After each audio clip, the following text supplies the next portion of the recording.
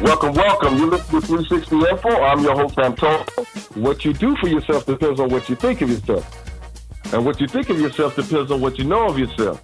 And what you know of yourself depends on what you've been told of yourself. Yes, Cleveland, I guess you got the rain suits.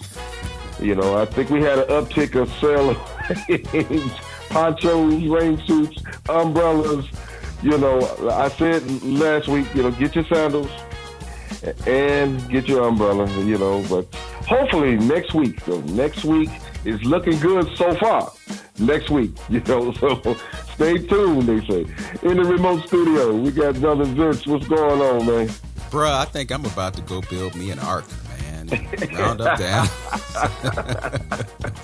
This has been absolutely crazy. But as we say every week, man, it's Cleveland. You got to love it, and you got to get used to it, no question. Man. And so that means like trying to be creative with the rain or something, man, or what? You know? Right. If you got a garden, it's good for you because you don't have to waste money on water because Mother Nature is providing it for you.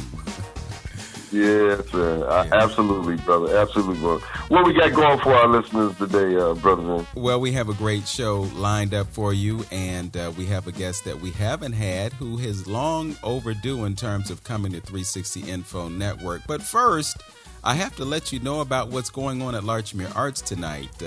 We're going to have kind of a different concert tonight. I'm calling it Vince Robinson and the Next Generation, and I am joined by 3 20-something musicians. So I'm putting on my Miles Davis hat, man. I'm going to be playing keys and bass, and we're going to be playing jazz, originals, and standards and whatnot. So I'm really looking forward to tonight. Mocha has been in our space. They're gracious enough to do some redecorating for us, so they're going to paint the walls next week. And we're going to be looking at, I guess, a newly minted Larchmere Art. So we have that to look forward to. And we also want to let you know that you can become a sponsor of 360 Info Network by contacting the 360 Info Network sales team. And you can reach the sales team at 216-526-1297. That's 216-526-1297. On deck, we have Dr. David Imhotep. This brother has a very interesting background. He actually received a football scholarship at the University of Nebraska and played for the Maryland Terrapins at the University of Maryland. And then he received a Master's of Science degree in both science and computer education from Nova University. He also has a PhD in nutrition from Donsbach University in Huntington Beach, California, but he has another PhD. He received a PhD, and he was the president of Egyptology Society at Miami, at the Miami Museum of Science and Planetarium for 5 years. He's been a founding member of the Association for the Study of Classical African Civilizations, the Miami chapter, and he has written a book called The First Americans Were Africans.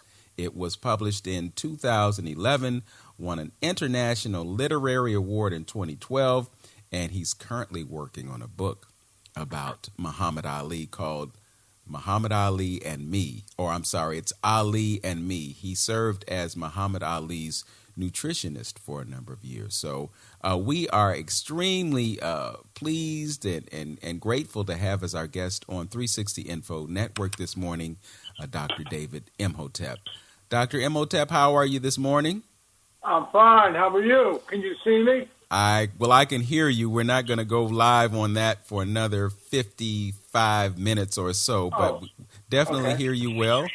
And I think I might even look at that application on my other computer, and so we'll get a chance to test this technology, this new technology that enables us to do live broadcasting to YouTube and Facebook. And we are live on Facebook at the moment right now, so they can Phenomenal. They can see me, but they can't see you. But in a little over an hour, they will be seeing both of us. But again, welcome to 360 Info. It's a pleasure to have you. Thank you. It's a pleasure to be with you. All right. So you are in Roanoke, Virginia, but I know that you have some history in Detroit. But just give us a clue about your background. 2 PhDs, ancient African history, I guess, that you are very well versed in, and also nutrition. Why did you decide to explore both realms? Well, the PhD with nutrition, I was, let me go down to my basement and I can tell you the different people on my wall who I have been a nutritional counselor for. Okay. And I'm going down now. Yeah. Okay, I'm downstairs. Okay. Here's a number of people. Let's see, Donna Summers, Ben Vereen. I've got pictures. That is,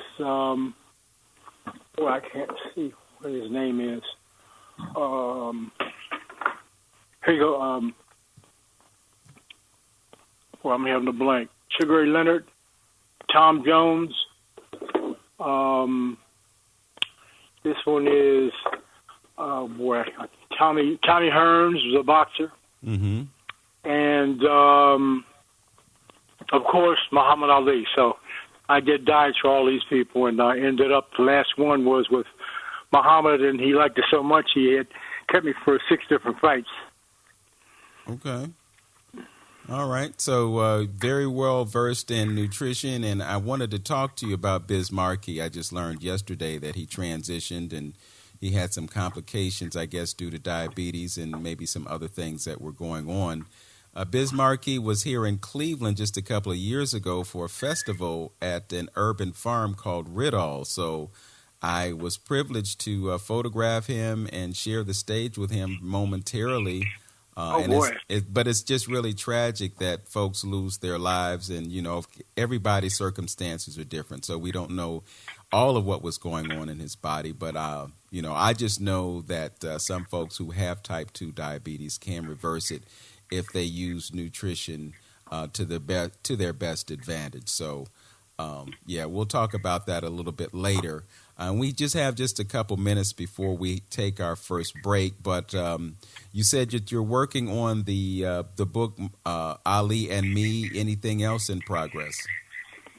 In progress. Other than that, no. But I have a few that will be coming down the line. One of them is a 200-page dissertation I had on ancient African history, and.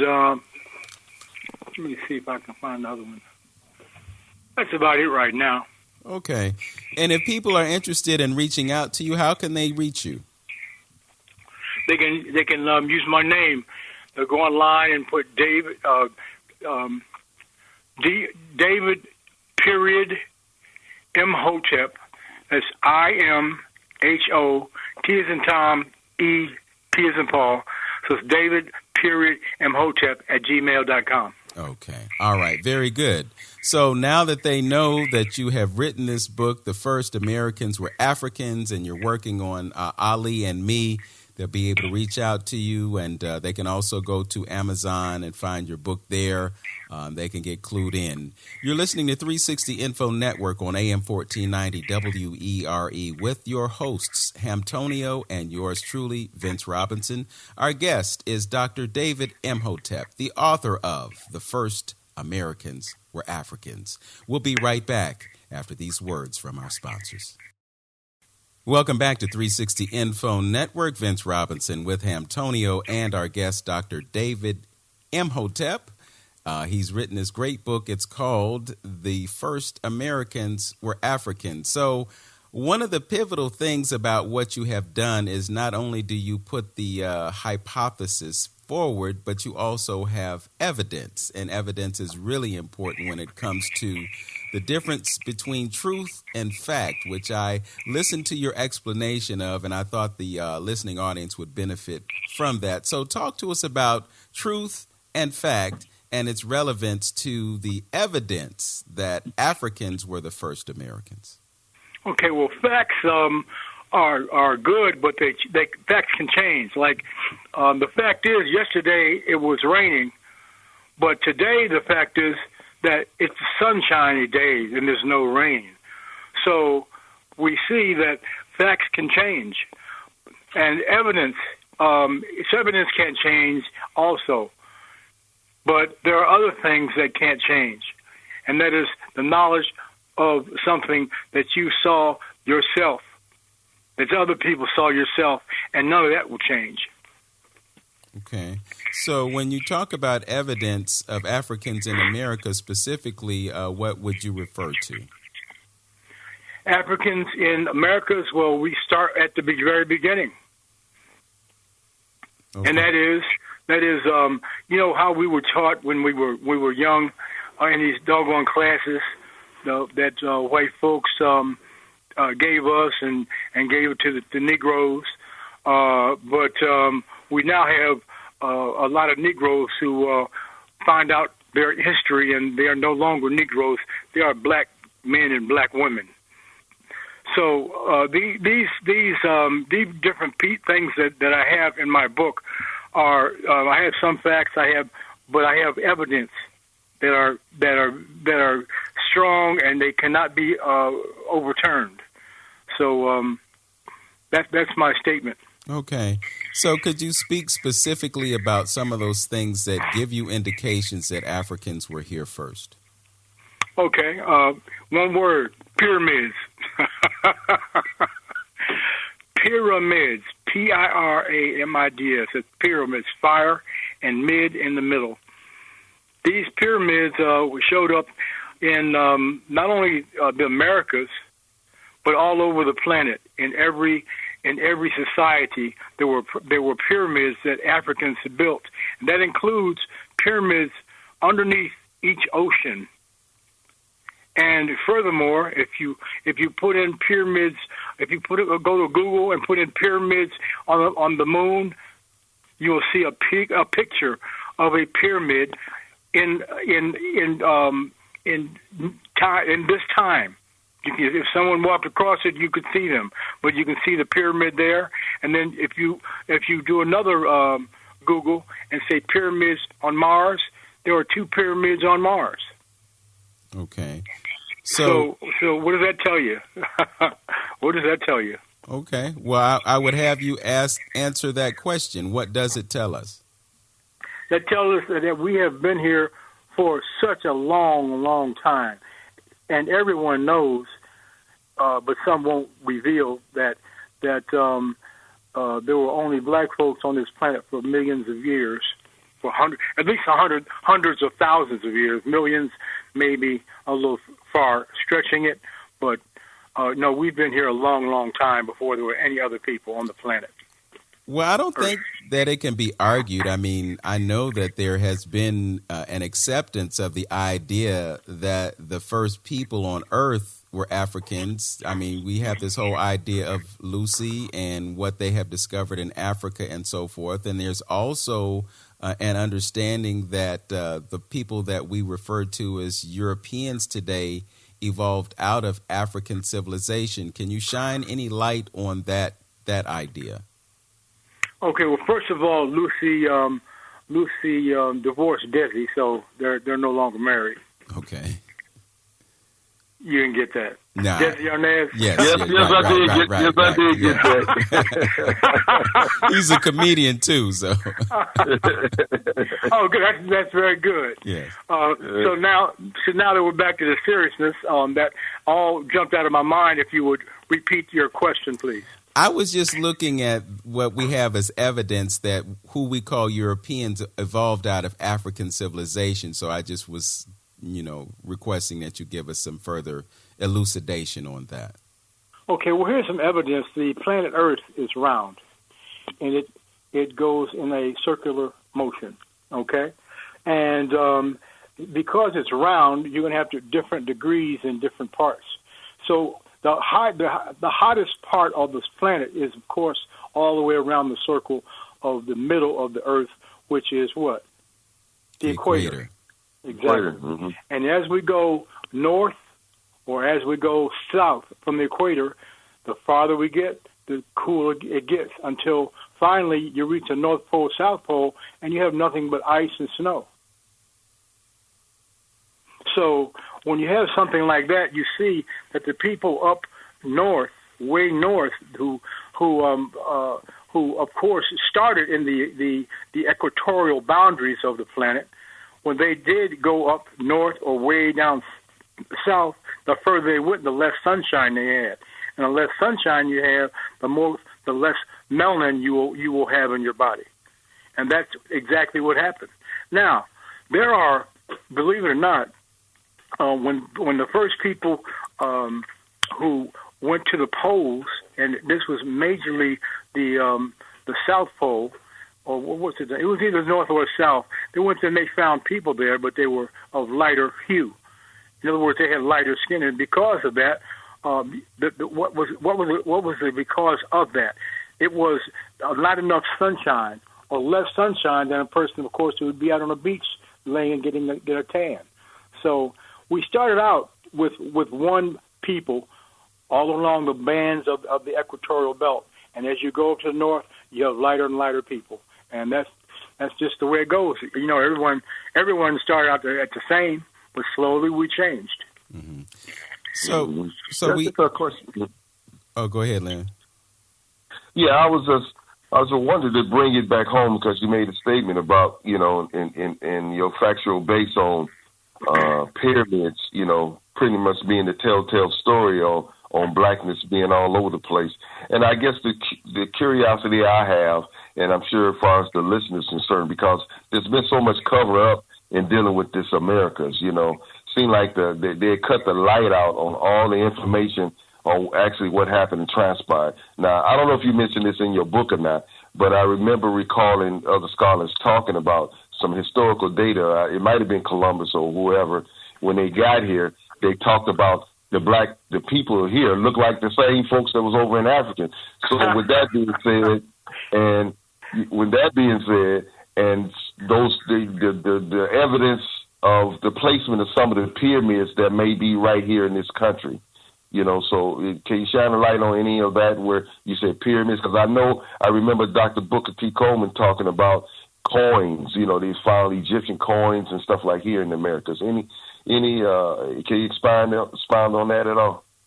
Well, yeah, you can in every part of the North America, you can see pyramids. Some of them now are just covered with brush and trees and even earth. But then you have some others in the desert that where none of those things grow, and you can see the pyramids in situ, which means as they were. So, no, yes, there are pyramids everywhere on the planet. Now, of course, most of them are spaced out, but they are in every portion of the planet.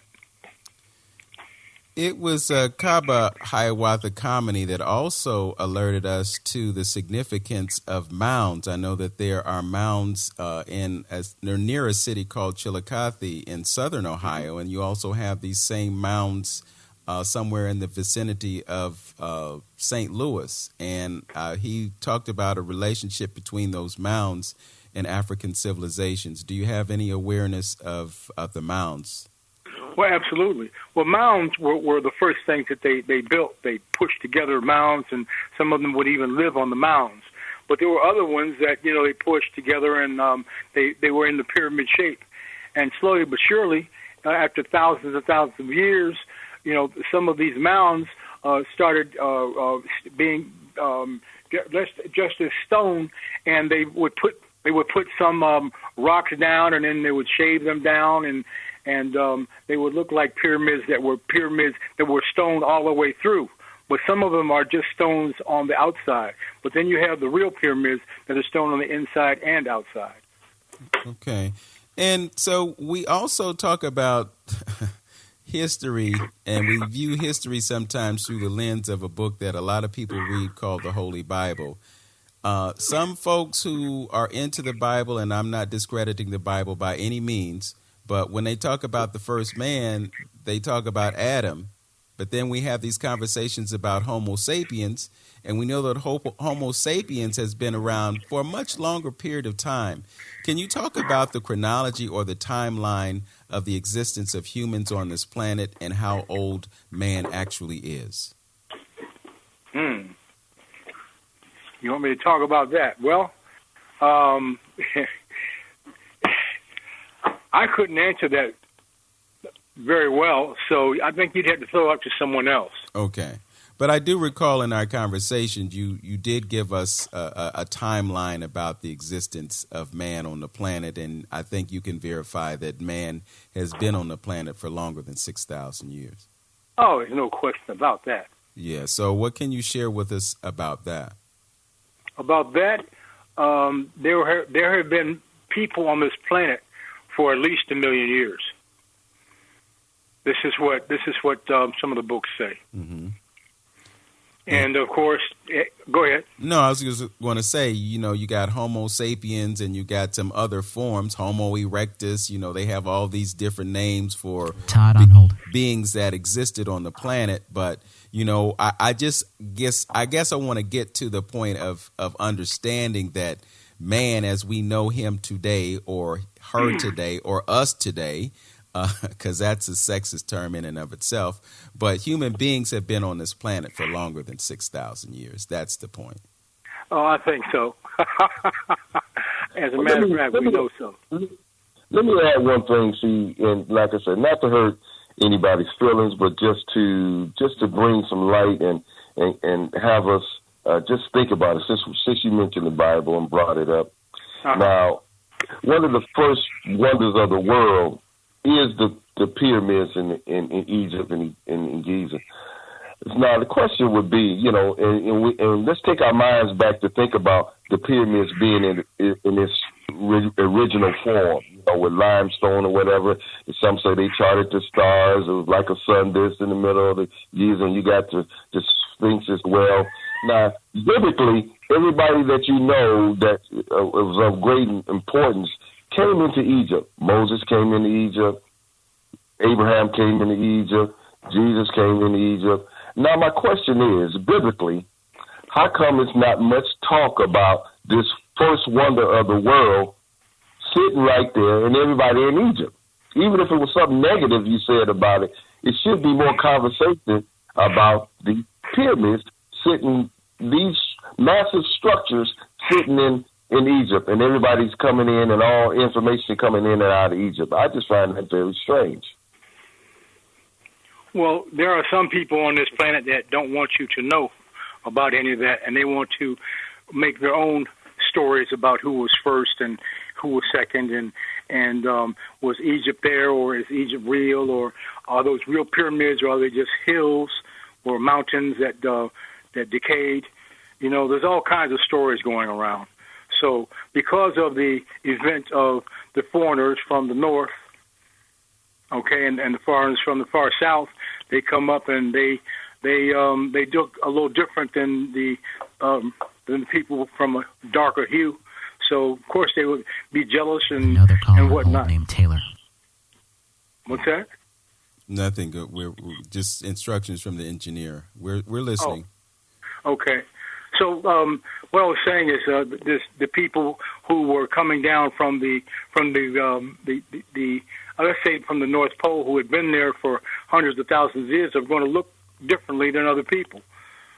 From the people who have a darker hue. So the ones from the dark hue are the ones who've been there longer, and who built more things and know more things than these other people. And it was just, I guess, sometimes they would party and have a good time. Other times they would go to war. So a lot of this most of this is not taught in the schools today. They just give a little about ABCs and XYZs. Yes.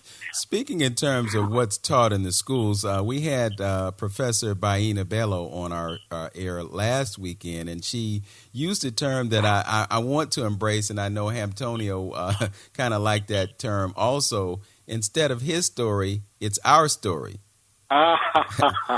But I'm just thinking about the fact that 0 degrees longitude and 0 degrees latitude is actually off the coast of Ghana, West Africa. Oh, boy. And when you look at the orientation of the planet, we have this north-south orientation that we've been given historically, but for some reason they have used that to kind of distract us from certain realities of this planetary existence. And the fact that 0 degrees latitude and longitude off the coast of Ghana is extremely meaningful. And then you also have the idea that they would create maps or globes that would depict Africa being smaller than it actually is. And the reality is, if you look at the topography of that continent, you could actually fit the United States on that continent several times.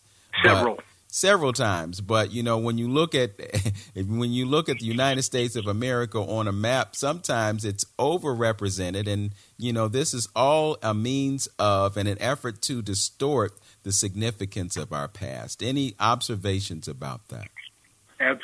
Observations, yes, and that is there are some people who are jealous of other people, and that's all I need to say because everyone knows what I mean when I say that. Okay.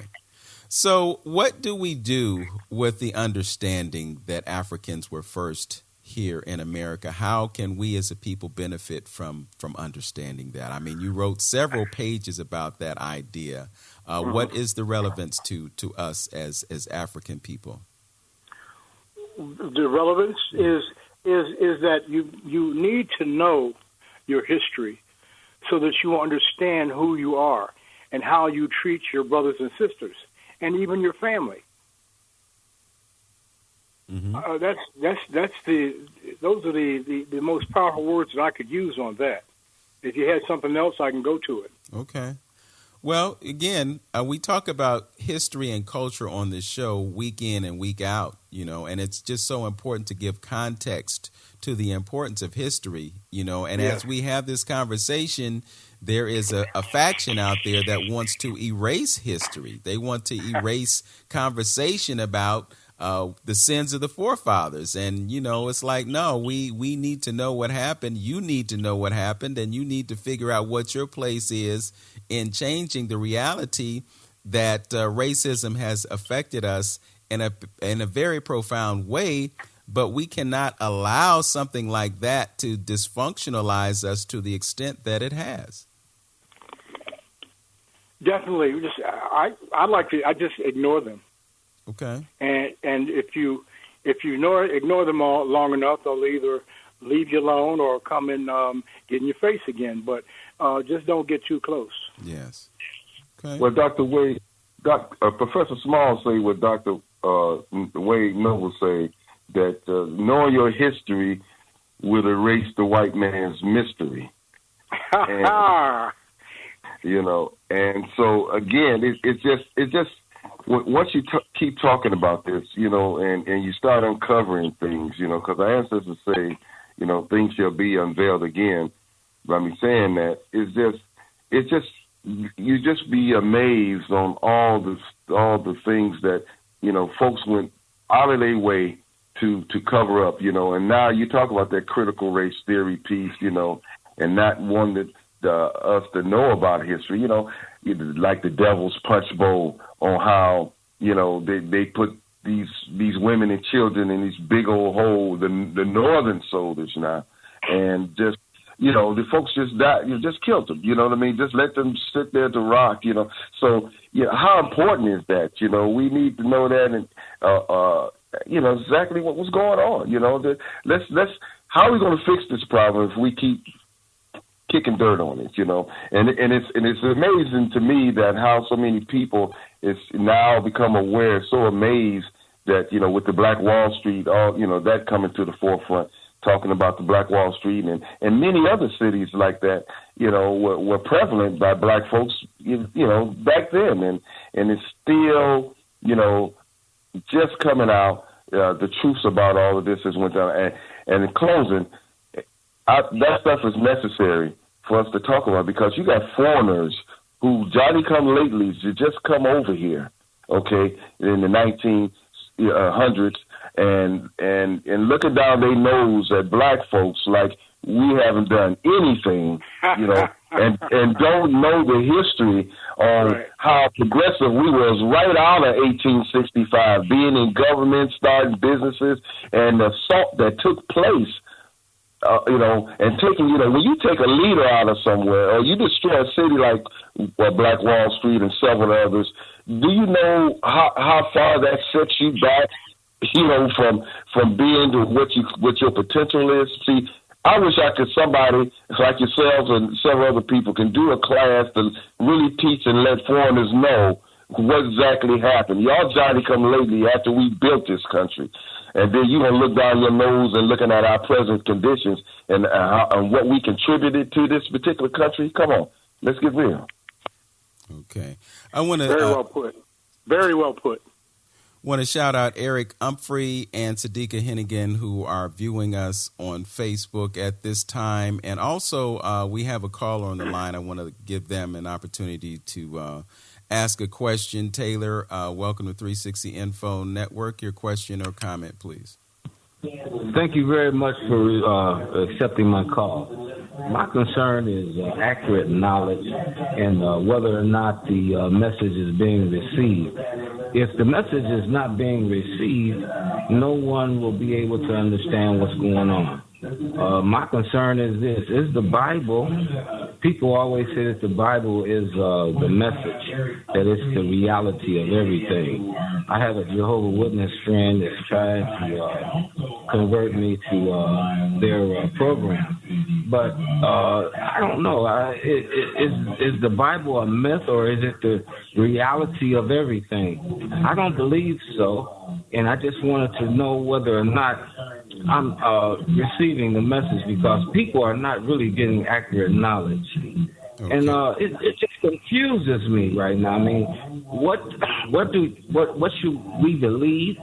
What should we be able to really understand what's really going on? And does it matter in this society? Because in this system that we live in, it's all based on race. And the conception is so messed up because Black Wall Street was killed. Everything black, they tried to destroy. Am I wrong, or am I ignorant or retarded, or who should I network with? Okay. We're going to have our guest answer that question, and then we're going to move forward to our next break. So, Dr. Imhotep, you want to take that one?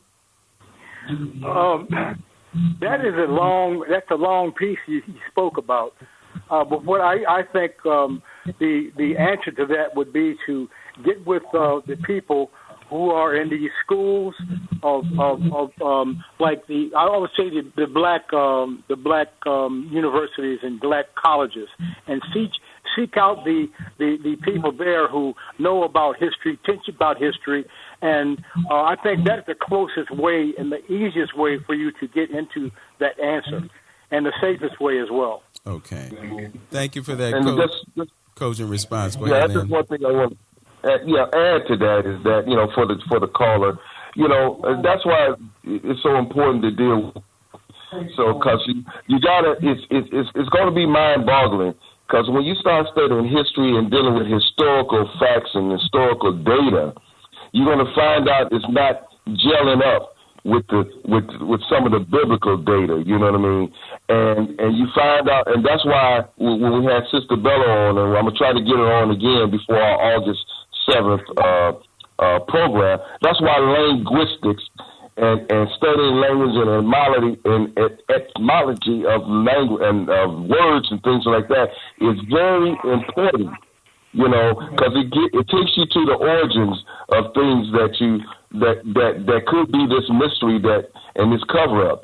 So linguistics and the study of words and things and people will kind of start bringing some things to light on you. So that's and lastly, we got to understand that folks who came and put you in captivity don't have your best interests at heart.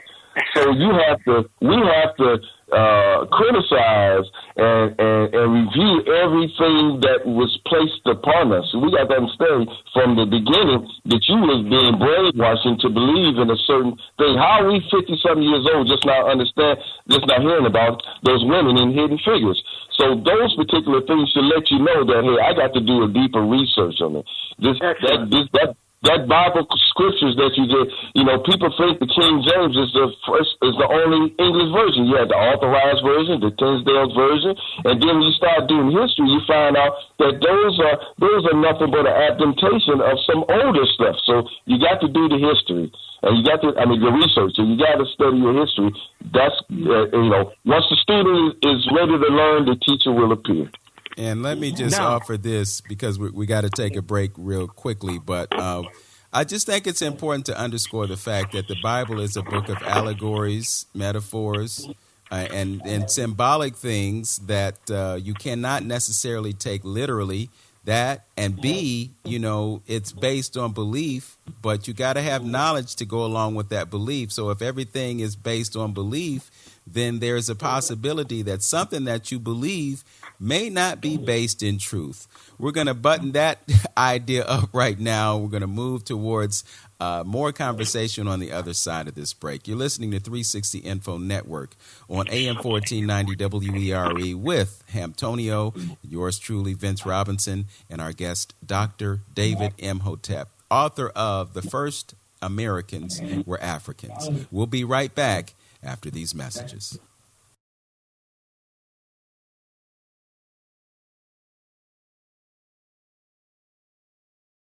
Welcome back to 360 Info Network with Hamptonio and Vince Robinson. Our guest this morning is Dr. David Imhotep. He is the author of The First Americans Were Africans, and we've been having some spirited conversation about that subject. We're going to take a call from Todd briefly. Todd, welcome to 360 Info. Your question or comment, please. Antonio, Vince, and Dr. David Imhotep. This is just a question. And tell me if this is much to do about nothing, if it is, as you hear the question. Although the population in Africa is growing, has the population of darkest, hued-skinned Africans begun to reduce? And if so, is that relevant to anything? Okay, Dr. Imhotep, any ideas or thoughts about the question? Oh, yes. There are more people on the continent of Africa than there are in most of the world. These people are dark-skinned, and there are some other people who a few thousand years ago, like the Chinese and white folks who came in, and they started marrying and having sex with some of the black natives there, male and female, and the lightness and darkness would come, but it wouldn't come very far. Yes, Africa is the biggest and largest continent on the planet, and I don't think we have to worry about anything of that nature. Okay. Well, we also know about the median age of Africans, and it's an extremely young population, and they are repopulating. And we also know conversely that Europeans have a median age in terms of females that is 40 years or older, and it's at a point where they're not being born at a rate that will enable them to replace those who are transitioning. So there is definitely a paradigm shift going on right now.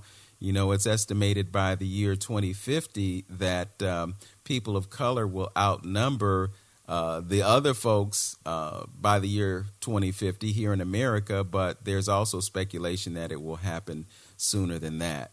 So yes, definitely, the world's population is changing right now, and I think that's part of what may be behind, and here we go with the conspiracy theories, but, there's a conspiracy theory that there's a depopulation effort going on right now, and we won't say what's causing the depopulation or could cause the depopulation, but, several prominent world figures are on this notion that we need to reduce the numbers of population, and I think we are the targets. And we have historically been targets of genocide, not only here in America, but virtually all around the world. So, Enter COVID.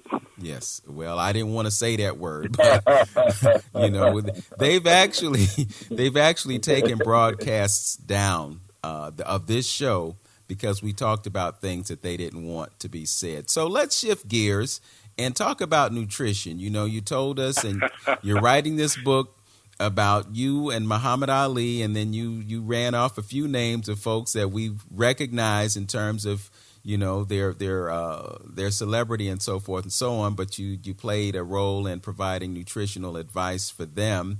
We also know that a lot of the dysfunction that we have in this country is a direct result of our diet and lifestyle. I just happen to be one who advocates plant-based living. I know it's not for everyone, but I also know that, you know, as we talk about the death of Biz Markie and the fact that diabetes complications were involved in that, what kinds of things can you share with our listening audience that can give them some insight on some nutritional choices that may serve them better in terms of their health? Well, as far as diabetes, it is so easy to cure diabetes. Very, very, very easy. Now, the person who died from diabetes died from complications by not just diabetes, but other things in his body. Okay, so you can talk to most physicians, and they could tell you that is correct. Not on all people, but most people on that have diabetes can get rid of that by like they're saying, no more sugar. No more foods that turn into sugar once you eat them. You know, it's a very very strict discipline that you have to get together with a noted person who has been to school and can tell you about the body and then instead of just the medicines and pills and things that are given to us by the doctors today. Mm-hmm. Well, you brought up sugar, and sugar, from my perspective, is a drug. I mean, it's a legal drug, but it's a drug, and it has great prominence in our culture. I mean, you know, first thing you do in the morning when you get up is you make a cup of coffee and you put bovine growth hormone, as Dr. Layla Africa used to call it. You put the lactated fluid from a cow. And then, oh, Lord. And then you put this substance, this white powdery substance called sugar, into your coffee, and it's normalized. When you celebrate, let's say you have a wedding. Well, what's the centerpiece of the wedding? It's a great big cake. You know, when you have a birthday, you have a cake. You have a retirement party, you have a cake. You have an anniversary, you have a cake. All that sugar, but, you know, sugar is detrimental. How do you reprogram a population that has so been, relegated to acceptance of something that is detrimental to them? You have to put on exhibitions, speeches, teach people in classes.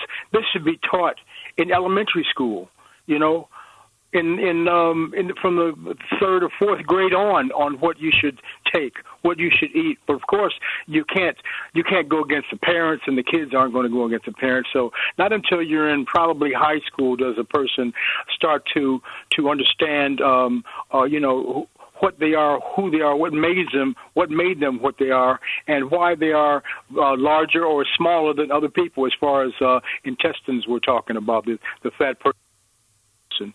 So yes, it's very important. Number one, to get into a class or at least into a talk with someone who knows about this information about what diet can do for you or can do against you. Okay, we got a question just real quick from one of our Facebook viewers. He says, "Yet sugar cane has been used as a medicine. Can you talk on this?" This question comes to us from Eric Humphrey.